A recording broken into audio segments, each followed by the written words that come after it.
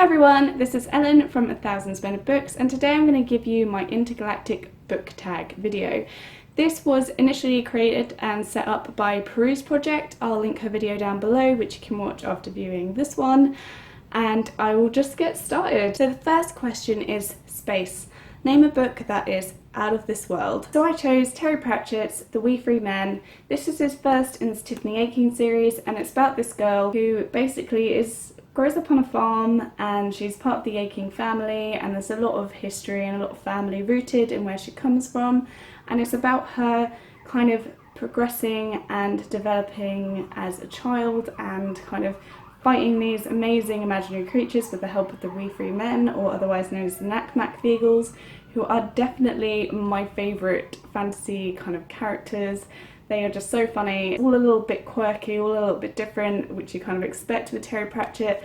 And this is set in the Discworld. This is Terry Pratchett's kind of like main world where all of his books occur. This is definitely one of my favourite series by Terry Pratchett surrounding this particular character. Next on the Intergalactic Book Tag is the second question, is Black Hole. Name a book that completely sucked you in. And for me, that was The Assassin's Apprentice by Robin Hobb. As soon as I picked up this book, I couldn't stop reading it. I couldn't stop thinking about it. First thing I wanted to do every morning was just pick up this book and continue reading it. This surrounds a character called Fitz, as he's basically learning to be an assassin for his king, and his relationship with the characters in there are just so real and so brilliant, and the story that Robin Hobb creates and the world that she creates is just absolutely fantastic. I really love this book, I can't recommend it enough. So next on the questions, Lightspeed. Name a book that you're anticipating so much for this year that you want to whiz ahead and get it out now. For me, actually, it's kind of a little bit sad. I really want the illustrated edition of The Chamber of Secrets by J.K. Rowling and Jim Kay.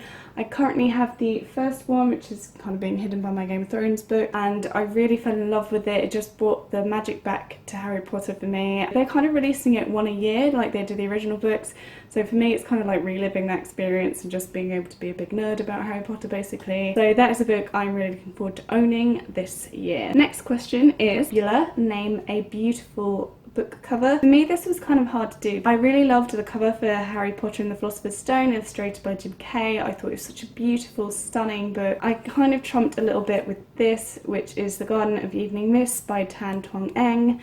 It's so gorgeous. I love the detail, I love the gold, I love the red. Everything about it to me just says this is a beautiful book cover.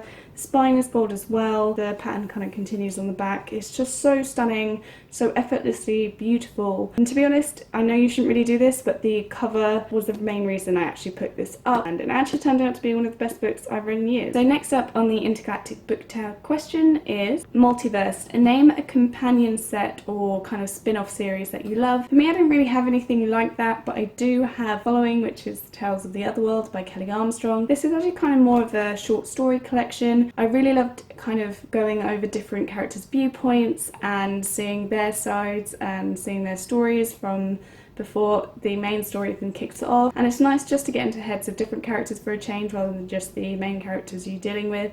But I really love this, and I think part of the money that I spent on this actually went to charity, so it's just a really good cause as well. So I absolutely love this companion book. Next is Gravity. Name your favourite kind of romantic couple. For me, that was also by Kelly Armstrong. It's her Bitten novel. I just love the two main characters in that, which are Elena Michaels and Clayton Danvers. They've got a really great chemistry.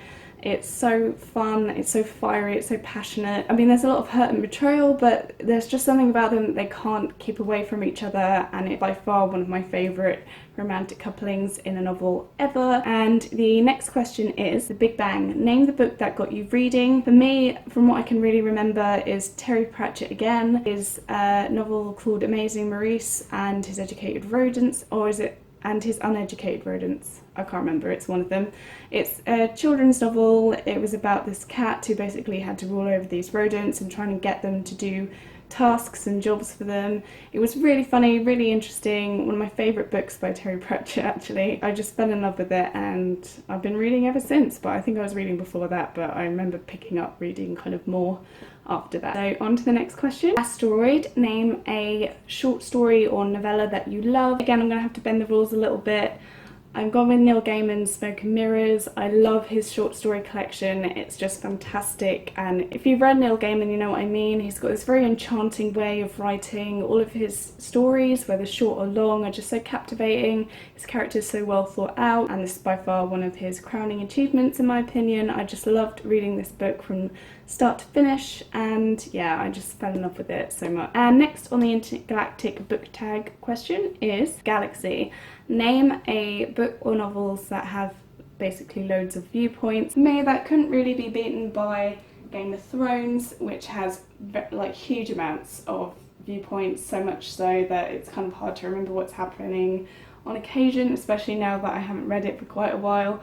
And I love just following all the different characters as they're trying to survive in this really cruel, horrible world, and fighting for power, fighting for the reign of the kingdoms, and all of that, this and the other.